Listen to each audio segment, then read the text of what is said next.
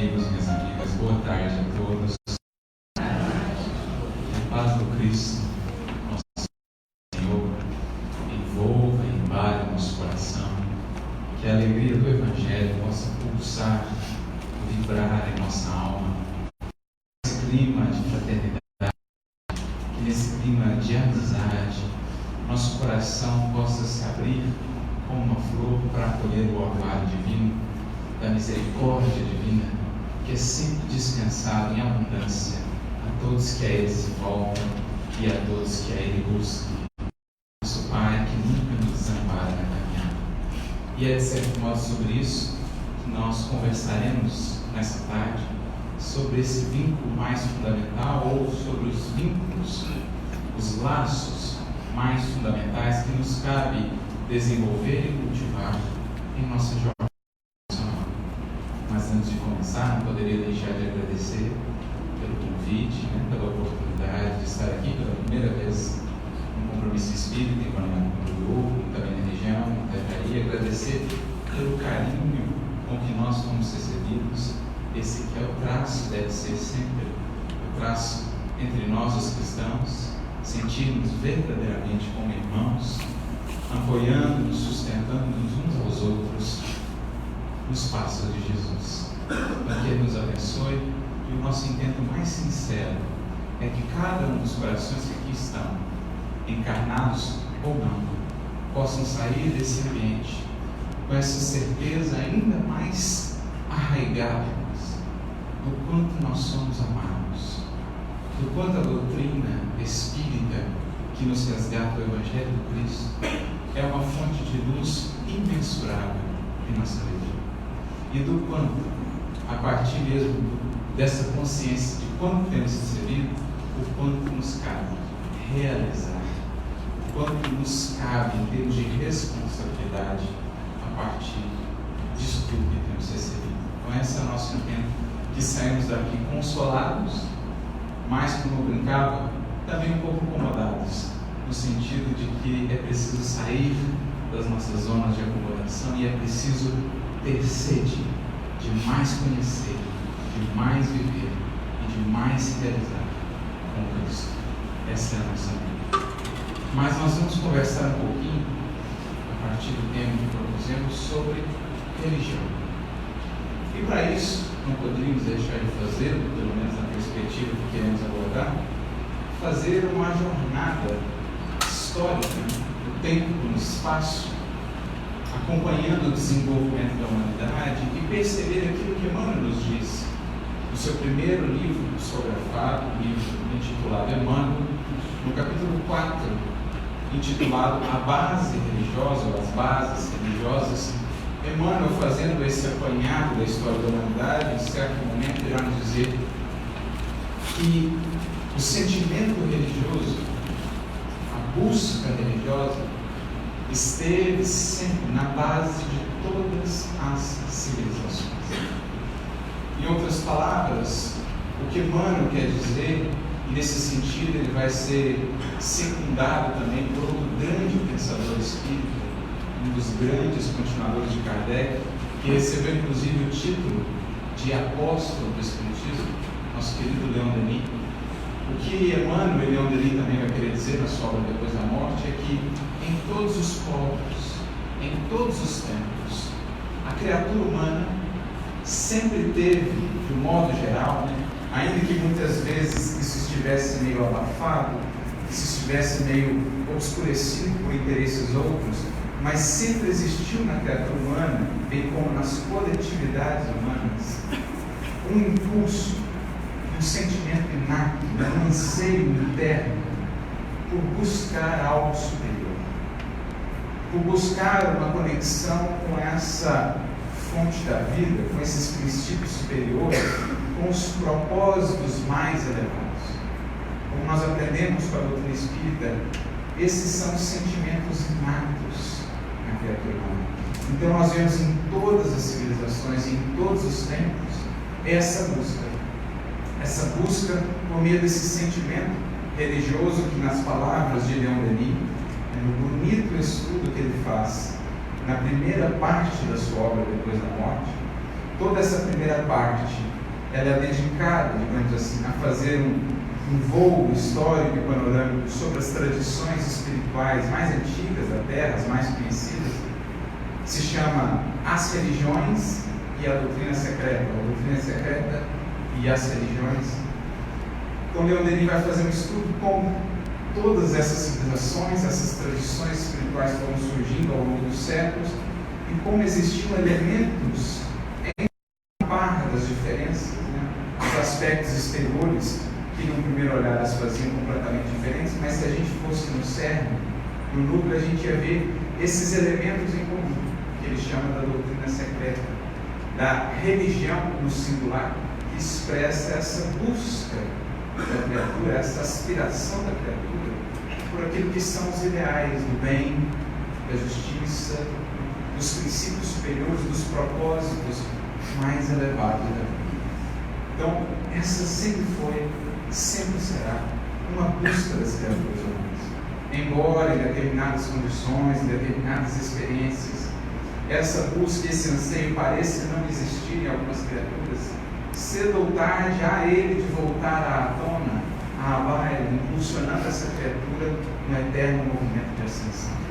Isso porque o gênio divino, no ato da criação, foi inserido em nós homens. Isso, portanto, faz parte da própria natureza, nossa natureza, aquilo que fomos criados, o anseio por buscar essa fonte geradora, essa causa primeira, o alfa e o ômega, como está dito no Evangelho, da criação. Então, embora ao longo dos séculos tenhamos visto também alguns momentos, alguns movimentos que tenham tentado, ou que muitas vezes ainda sigam tentando, lançar as buscas religiosas, que é preciso reconhecer, muitas vezes terão os seus equívocos, os seus tropeços, mas embora tenham existido ao longo dos séculos movimentos que tentassem lançar isso à conta de um passado da humanidade que deveria ser esquecido, por exemplo, como o que ocorreu na época do Iluminismo, em que o advento e o desenvolvimento da ciência em sentido mais profundo, da filosofia, quis relegar, digamos assim, todas as buscas religiosas e as contribuições religiosas da humanidade a um passado, a algo que deveria ser esquecido. Ainda assim, isso não foi conseguido e não será, dirá Emmanuel nesse capítulo, porque é da natureza humana estar sempre nessa busca. Isso existiu na base de todas as civilizações e continuará existindo, claro, que cada vez mais aperfeiçoado. Por isso, Leon Denis chegará a dizer, nesse capítulo 1 do livro Depois da Morte, que a religião, ou as religiões nesse sentido, são destrutíveis, porque elas representam esse anseio, naturalmente, que são suscetíveis de aperfeiçoamento. Naturalmente, quando olhamos, fazemos essa análise panorâmica, nós vamos ver os mais diversos tipos de religiões, as mais diversas formas de culto, de expressão religiosa, mas o nosso foco hoje aqui, tanto, não é nos fixarmos nesses aspectos exteriores que as diferenciam. O nosso foco hoje aqui, especialmente, é buscar esse núcleo central, esse elemento comum, que é a finalidade de todas as religiões. Como diz Emmanuel, nesse capítulo 4, preciso se faz que diferenciamos religião de religiões, o singular e o plural. A religião é o laço que une, que visa unir a criatura ao Criador, e visa conectá-la às fontes superiores da vida. As religiões são organizações humanas, falíveis e imperfeitas, como as próprias criaturas humanas, como nós próprios, mas ainda assim todas elas dignas de respeito por conta da inspiração superior, do sopro de inspiração superior que as fez nascer. Conforme o exemplo que usávamos hoje à tarde, inclusive, são as religiões como que gotas do orvalho celeste misturadas aos elementos da terra, aos elementos terrestres. daí as suas imensas expressões, e daí também ao longo dos séculos, os equívocos que as religiões puderam cometer, puderam levar as criaturas a cometer. Mas é preciso olhar para além dessas diferenças, para além dos problemas que nascem da própria imperfeição humana, olhar para a finalidade maior da religião, que é conectar a criatura ao Criador, ao propósito mais fundamental da vida, atuar como esse laço que sirva de impulso e de estímulo à ascensão. Esse é um dos laços mais fundamentais, se não o mais fundamental. E com o Evangelho do Cristo e a doutrina do explicando e o expandindo, não buscamos senão essa ciência, talvez a mais importante de todas elas. Na definição de Emmanuel, no livro Fonte Viva, no capítulo 101, estudamos com Jesus, no Evangelho, a ciência divina da ligação com o Pai. Então nós nos focamos, ou nos focaremos aqui, a partir do tema que nós propusemos e que nos foi, ou que nos surgiu quando líamos uma mensagem de Emmanuel, que tinha justamente esse título, Religião Pura. Nós queríamos fazer essa introdução e essa diferenciação justamente para chegarmos a essa mensagem e entendermos o alcance que Emmanuel, bem como o evangelista, cujo versículo ele comenta, o alcance que eles nos queriam transmitir, para a gente não ficar preso nessa discussão mais exterior sobre a religiosidade e transcendendo, alcançarmos o que é a alma, o que é o cérebro, o que é a finalidade primordial. Por isso, recorrendo aqui à beleza das palavras poéticas de Leon Denis, no capítulo 1 do livro Depois da Morte, ele diz assim: a religião, do latim religare, união, ligar, unir, bem compreendida, deveria ser um laço que prendesse os homens entre si, unindo-os por um mesmo pensamento ao princípio superior das coisas. Então, falar de religião nessa perspectiva, para além dos cultos, das formas, dos templos, das formas, etc., essencialmente é falar de laços da criatura para com o Criador, e Denis expande aqui da criatura para com seus semelhantes, para com os próximos, entender por próximos tudo que há na criação. Não simplesmente nossos irmãos em humanidade, mas pensar também na natureza, na própria criação em si. Tudo isso, ou para com tudo isso, quanto mais conscientes nos tornarmos, deveremos estabelecer laços de respeito, de compreensão, de reverência pela grandeza da criação, que nos levem a patrocinar o desenvolvimento de todos os seres e de todas as coisas dentro das nossas possibilidades. É isso que visam esses laços. Então, os laços fundamentais que definem o progresso da criatura, que foram justamente por isso, por serem assim tão importantes, aqueles que foram a síntese da mensagem de Jesus, os dois mandamentos fundamentais que ele estabelece. O primeiro, dizendo respeito ao laço mais fundamental com Deus, amar a Deus de todo o teu coração, de toda a tua alma e com todas as tuas forças. O segundo, dizendo a respeito ao laço com o próximo, amar ao próximo como a ti mesmo. Então, os dois mandamentos do Cristo dizem respeito a esses dois laços fundamentais que a religião, nesse sentido mais puro, visa estabelecer. Então, isso é, para Denis, a religião bem compreendida. Mas ele prossegue: há na alma um sentimento natural que a arrasta para o ideal de perfeição em que se identificam o bem e a justiça. Este sentimento, o mais nobre que poderemos experimentar, se fosse esclarecido pela ciência, fortificado pela razão, apoiado na liberdade de consciência, viria a ser o móvel de grandes e generosas ações. Mas, manchado, falseado, materializado, tornou-se muitas vezes, pelas inquietações da teocracia, um instrumento de dominação egoísta. Então, aqui, Leon Denis faz a mesma diferenciação que Emmanuel fez, religião e religiões. O sentimento nobre e puro dessas aspirações elevadas, a gota de orvalho celeste, muitas vezes misturada aos elementos terrestres, as paixões, as ambições, a cobiça. Daí muitas vezes a ignorância também. Daí muitas vezes o fato da religião ou das religiões terem se afastado desse núcleo, desse cerne, que nos cabe compreender para resgatar, que nos cabe não perder de vista, para que a nossa experiência religiosa, seja ela qual for, no nosso caso espíritas, outros em outra corrente, para que ela seja de fato efetiva naquilo que é a sua finalidade, para que não repitamos o que, em muitos casos, temos feito por séculos, prendendo-nos nos elementos acessórios e esquecendo-nos os elementos fundamentais.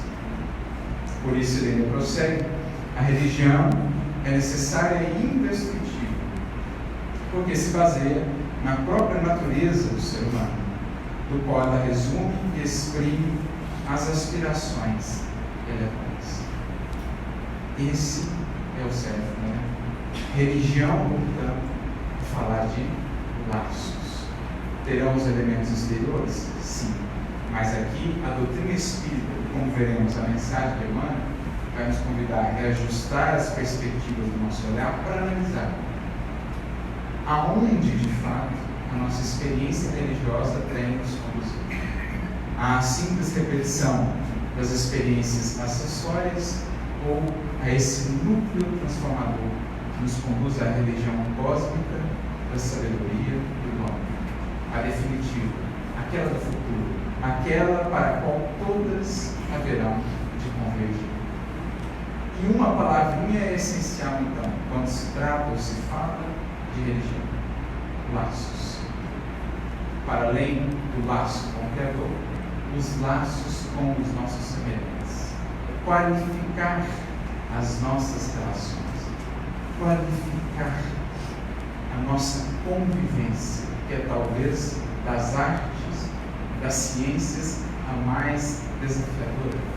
Mas justamente por ser assim tão desafiadora, é a mais essencial, porque é a fonte dos legítimos progressos da Terra.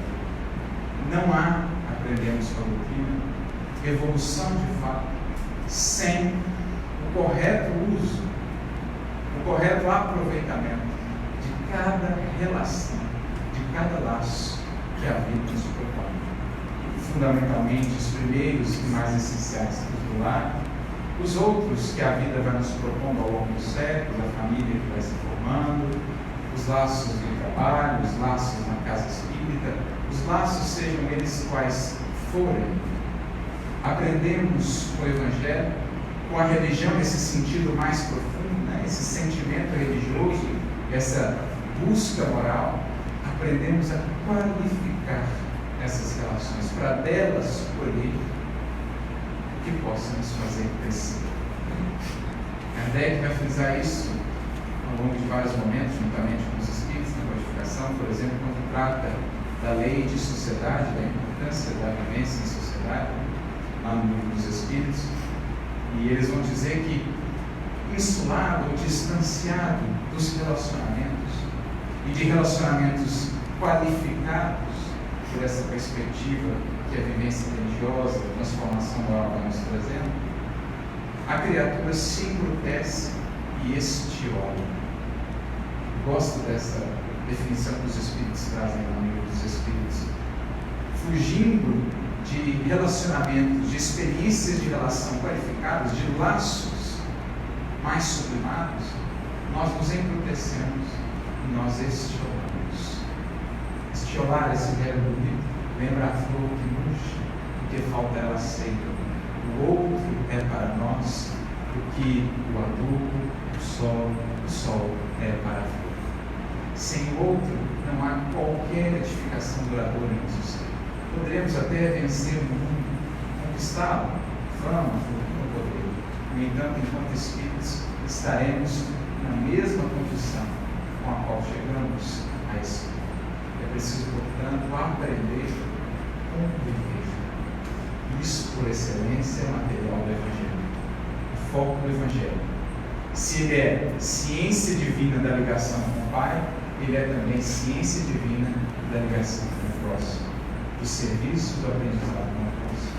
Porque é só na relação de convivência, de interação, que nascem as chamadas virtudes. Distanciadas dessas relações e dos desafios que elas nos propõem, as almas podem criar uma imaginação, uma imagem do que não são, julgando-se pacientes, julgando-se equilibradas, julgando-se virtuosas. No entanto, é pela aferição diária da convivência que se testa efetivamente o valor do metal precioso. Se é virtude mesmo, se é ouro puro, ou se é apenas um verniz. Por isso, Kardec, no livro Céu e Inferno, vai dizer que a convivência é a pedra de toque das virtudes. Pedra de toque é aquela pedra usada para aferir se realmente é um metal precioso ou se não é. Se é apenas uma casca, se é apenas uma cobertura, ou se é ouro mesmo, se é virtude mesmo. Laços. Não vai tratar de laços. O próprio codificador, num estudo muito interessante sobre religião ou a finalidade da religião, que ele vai fazer na Revista Espírita, é um artigo extenso, do qual nós selecionamos apenas um pequeno trecho. O Espiritismo é uma religião? É o título que está na Revista Espírita de dezembro de 1868. E, para quem fica curioso, a resposta é ao mesmo tempo sim e não. Depende do que se entende por religião. É o que Kardec vai tratar ao longo do artigo.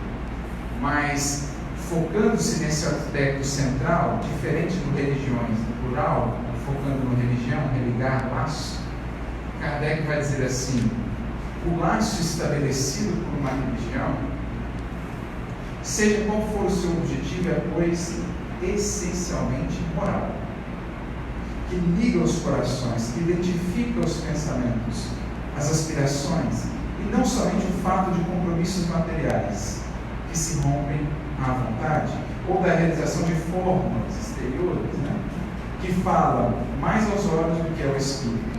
O efeito desse laço moral é o de estabelecer entre os que ele une, como consequência da comunhão de vistas e sentimentos, a fraternidade e a solidariedade, a indulgência e a benevolência mútuas. Finalidade maior da nossa experiência religiosa, mais do que vir aqui, cumprir um horário, participar de um estudo, fazer determinado trabalho, deve ser fazer com que saiamos daqui mais ligados a outros corações, mais dispostos a criar entre nós e os deles, os corações deles, uma via de conduta, ou, pelo menos a princípio, uma via de comunhão, de onde o amor possa, saindo do nosso coração, chegar ao coração deles. Feliz, ou uma bênção será se essa via de fato se converter em uma via de conduta.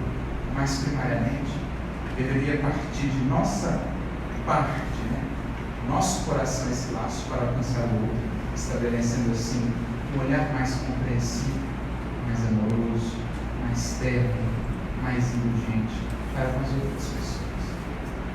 Essa é a finalidade central da religião, nessa perspectiva mais abrangente. Feita essa consideração, essa introdução, nós poderemos de fato entrar no texto a que nos propomos. O líamos há alguns dias e ele nos chamou a atenção por conta de alguns aspectos e justamente por conta dessa reflexão que nos propõe.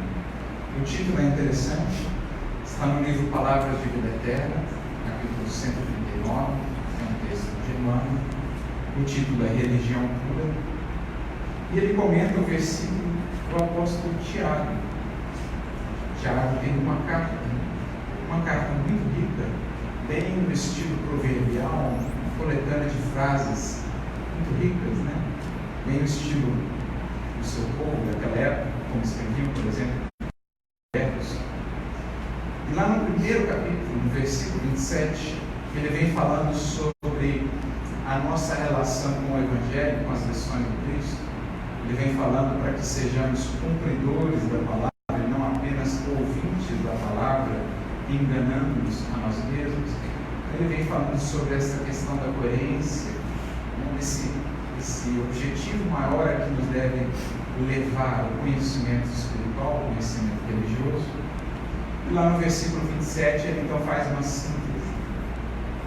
E ele diz assim: a religião pura e imaculada para com Deus, diante de Deus, o Pai, é essa: visitar os órfãos e as viúvas nas suas tribulações e guardar-se da corrupção do mundo.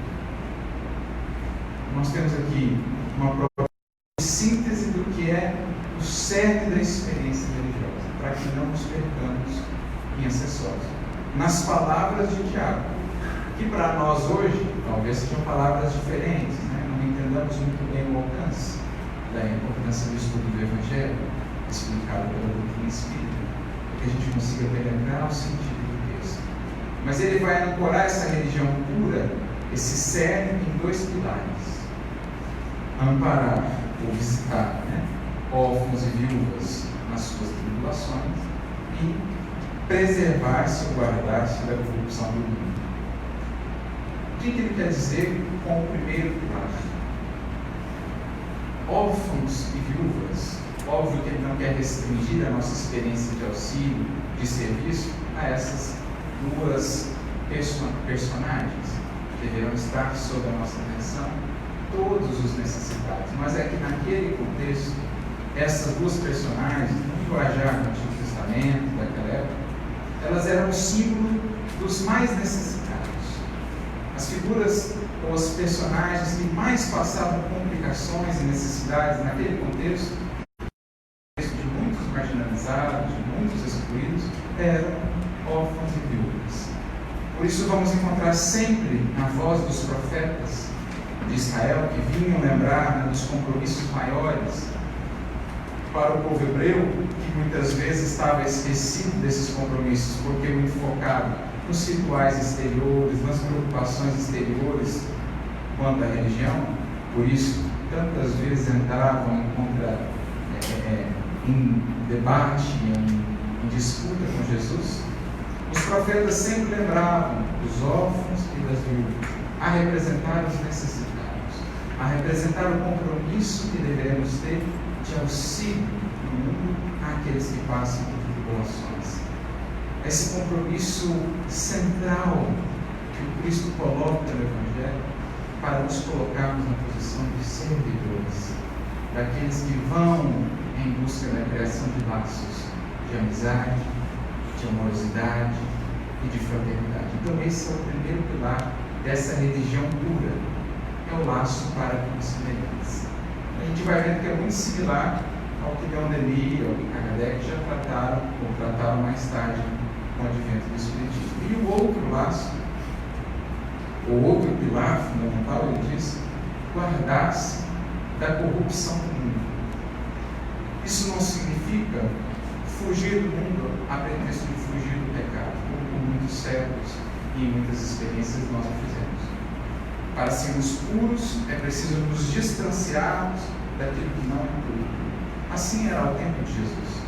Quantas vezes o Mestre não foi abordado no Evangelho, criticado por aqueles muito religiosos, mas que estavam focados mais nesses aspectos exteriores e que questionavam Jesus por ele conviver com aqueles ditos impuros, quando o Mestre vinha justamente mudar essa nossa compreensão. Não é fugindo do mundo que nos tornaremos puros, mas pelo contrário, é trabalhando internamente o nosso mundo interior para que ele não seja moldado pelos valores equivocados do mundo, é trabalhando internamente esse mundo interior, investindo no mundo interior que se sobrepõe aos arrastamentos exteriores e estando junto das pessoas na convivência, que poderemos, a partir do pouco que vamos desenvolvendo em termos de virtude, contribuir. Então, puro, como Jesus mesmo representou ao longo de toda a sua vida, não é o que foge da convivência com aqueles que ainda se equivocam. Pelo contrário, é É o que, trabalhando internamente, com consciência tranquila, com dever cumprido, com vigilância, atenção, mas acima de tudo, misericórdia e amor, no contato com esses outros se torna uma influência benéfica. É isso que somos convidados a ser. Sal da terra. Por que sal? Porque o sal preserva da corrupção. Mas só o faz quando está em contato com aquilo que tem de proteger. Então o sal só exerce a sua função silenciosa e muitas vezes invisível, mas absolutamente perceptível. Quando ele falta, logo sentimos falta. O sal só exerce a sua função quando presente, quando marca presença, quando está ali, mas não se deixando corromper pelos valores, pelos arrastamentos. Por isso ele faz a diferença, porque traz algo de novo àquele ambiente de velhos valores. Consegue imprimir isso graças à vida interior que se estabelece. Então Jesus renova em muito a concepção da pureza, antes tomada muito por aspectos exteriores, lavar as mãos, manter distância dos impuros, fazer isso ou aquilo. Jesus diz: purifiquemos o coração. O exterior terá a sua função, mas não será essencial. Então esses são os dois pilares que Tiago estabelece para o que é a religião pura. O nosso laço com o próximo e esse compromisso de aperfeiçoamento com nós mesmos, que não deixa de ser o nosso laço com o divino. São os dois laços essenciais. Quanto mais me comprometo comigo mesmo, com a minha purificação, o meu aperfeiçoamento, a minha transformação, mais consigo expressar o divino em mim, as potências divinas em mim, mais se aprofunda esse meu laço com o Criador. Naturalmente, mais se enriquece, mais abunda o meu laço de amor para com semelhantes. Esses são os dois pilares. Essa é a finalidade essencial da religião. E é interessante que isso venha de Tiago, porque Tiago, como nós vemos no livro Paulo Estevão, foi aquele que teve algumas divergências com o apóstolo Paulo, justamente no que diz respeito a esses aspectos da religiosidade, porque Tiago considerava que algumas práticas antigas do judaísmo precisavam ser incorporadas. Algumas práticas exteriores de purificação, a circuncisão e outras tantas. Paulo, por sua parte, não considerava essas essenciais. Dizia ele: o essencial é purificar o coração. O resto são práticas exteriores. Então eles tiveram algumas divergências. Isso está narrado na carta aos Gálatas, isso está narrado no livro Paulo Estevão. Foi isso que levou ao chamado Concílio de Jerusalém, onde Paulo, depois de algumas lutas, conseguiu autorização para levar o Evangelho aos gentios, sem a necessidade dessas práticas exteriores, por exemplo, a circuncisão. Porque Paulo queria focar nessa religião pura, nessa religião forte, o céu. E é interessante que justamente Tiago, mais tarde, não sabemos quando ele escreveu essa carta, talvez ele tenha mudado um pouco as suas perspectivas, mas enfim, ele depois vai frisar: olha, o essencial é isso. Foquemos nisso aqui. Não nos percamos em discussões outras, em tremendos gastos de energia, de foco e de atenção com os aspectos acessórios, que muitas vezes apenas nos desviarão do centro. Kardec vai resumir isso de maneira muito lúcida no Evangelho segundo o Espiritismo, lá no capítulo 8, quando ele trata da verdadeira pureza, no item 10. Ele está falando justamente dos aspectos exteriores de pureza que ao tempo de Jesus eram tão valorizados em detrimento da pureza interna. E Kardec diz assim, uma síntese maravilhosa: o objetivo da religião é aproximar a criatura de Deus, ou seja, levá-la ao processo ascensional. Essa é a meta essencial da vida. Todos aqui estamos peregrinos que somos em jornada para o infinito, para a luz, para o alfa e para o homem. Esse é o objetivo. Mas Kardec prossegue: isso não se dá enquanto o homem não se aperfeiçoa.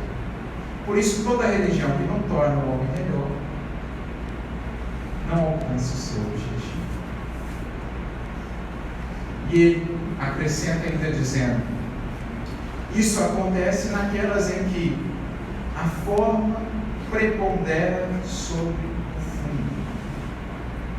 Quando o que é acessório passa a ser mais importante, a forma de orar, a vestimenta que usa, a forma do tempo, quando isso passa a ser mais importante, não estamos dizendo que é absolutamente desnecessário, mas quando isso se torna mais importante, geralmente se perde o foco. E então Kardec diz: essas religiões ou essas experiências religiosas geralmente conduzem a três coisas: a superstição, ao fanatismo ou à hipocrisia. Quando a forma passa a ser a mais importante do que o fim. Quando se perde o foco da religião, se fixa muito nas religiões e nas diferenças exteriores. Quando não se foca nesse aperfeiçoamento moral, geralmente se encaminha ou para a superstição, ou para o fanatismo, ou para a hipocrisia, que são três processos de adoecimento ou de desvio das finalidades maiores da experiência religiosa. Então é importante atentarmos para isso, porque no nosso caso a doutrina espírita vai remover esses aspectos acessórios.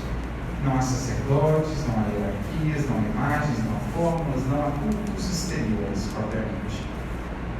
Para quê?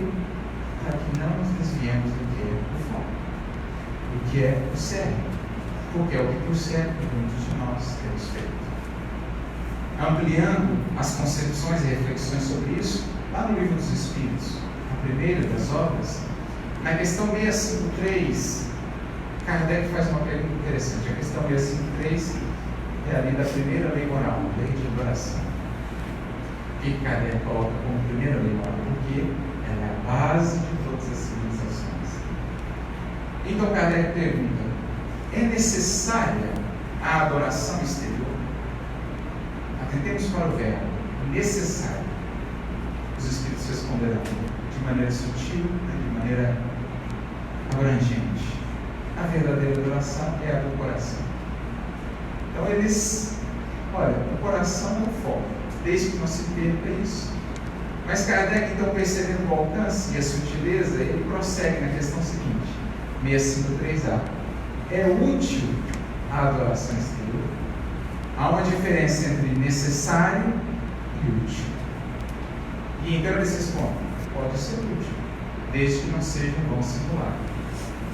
Aquele, porém, que tem a adoração exterior, mas que a faz mais por afetação, por amor próprio, contrariando o seu procedimento, ou seja, o seu proceder é diferente da busca religiosa, né, do valor que ele dá a esse aspecto religioso, como era o caso dos fariseus, esses dão um mau exemplo e não sabem o mal que fazem.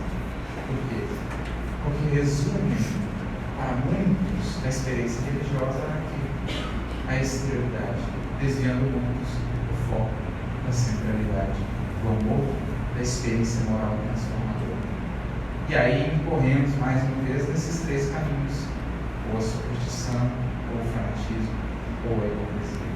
Então a doutrina espírita, resgatando esse cerne do Evangelho, resgatando esse olhar para os laços fundamentais que a religião deverá gerar, e prescindindo de quaisquer elementos exteriores, ela vai favorecer, ela vai nos convidar a manter mais o foco, a manter mais o objetivo mais claro, para que não nos desviemos.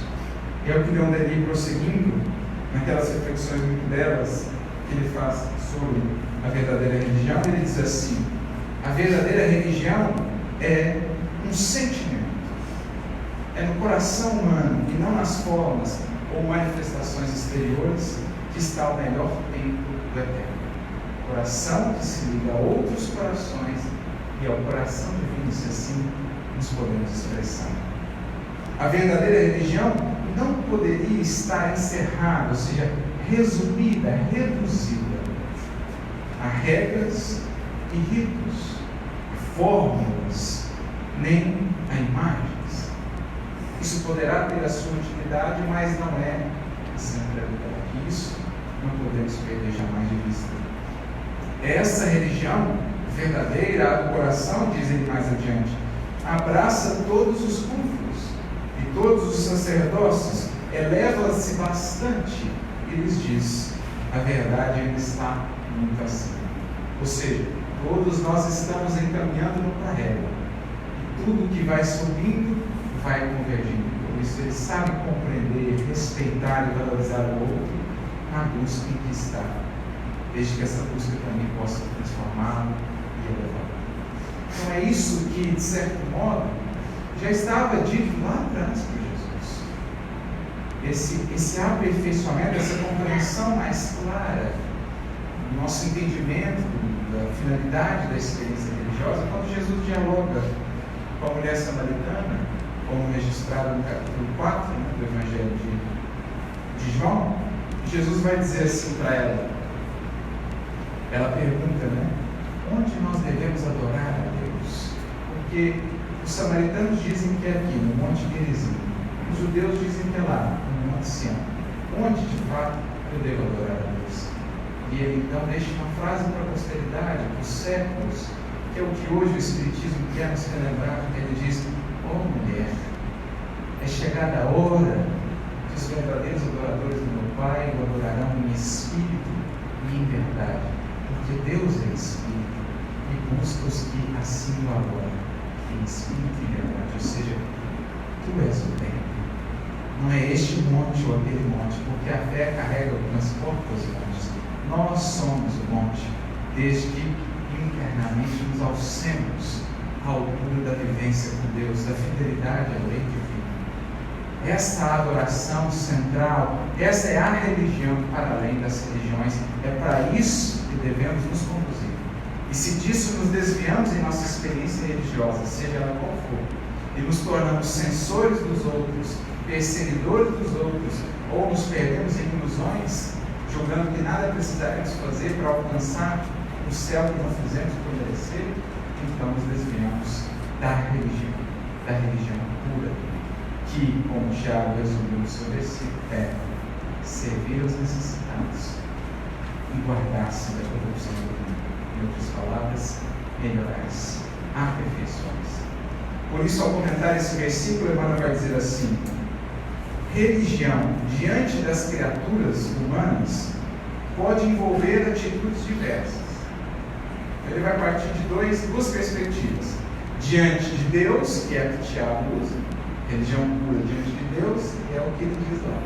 Religião diante dos homens, das criaturas, pode ser várias coisas. E aí Emmanuel começa a citar: polemicar em torno dos atributos de Deus, ou seja, discutir indeterminadamente, indefinidamente sobre os atributos de Deus, centralizar a mente na exegese, ou seja, só no raciocínio, consumir a existência em casuísmo, nos sofismas, nos raciocínios, sem sair desse ciclo infindável, reexaminar princípios veneráveis em horas certas, atender a ritualismo, enriquecer a simbologia, adotar posturas convencionais, cultivar penitências vazias, levantar monumentos de pedra.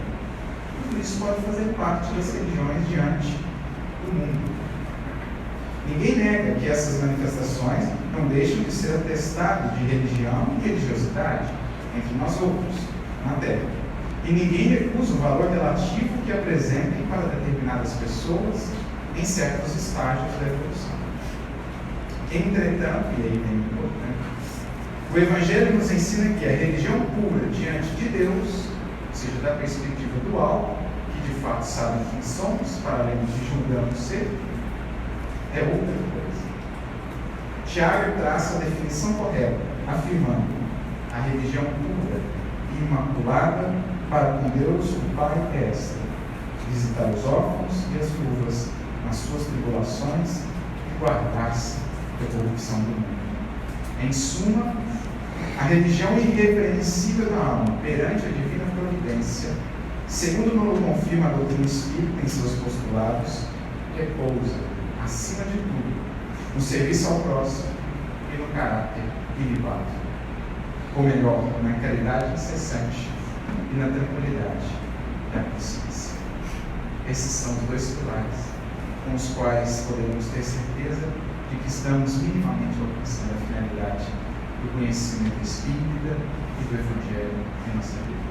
O quanto ele nos tem levado à construção desse laço de caridade e serviço, e o quanto Ele nos tem levado a essa paz, a essa tranquilidade de consciência, pelo compromisso com o nosso próprio aperfeiçoamento.